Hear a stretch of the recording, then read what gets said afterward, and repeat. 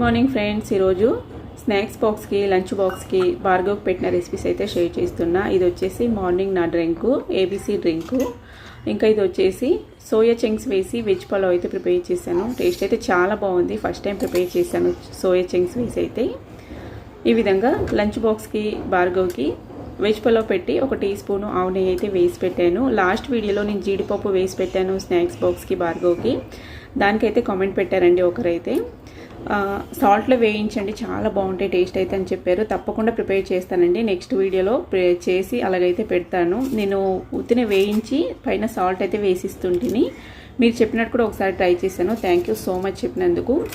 ఈరోజు స్నాక్స్కి భార్గవ్కి పెసరపప్పు జొన్నపిండితో ప్రిపేర్ చేసిన రుబ్బిన్ పకోడీ అయితే పెడుతున్నానండి. ఇంట్లో ప్రిపేర్ చేశాను వీటిని అయితే.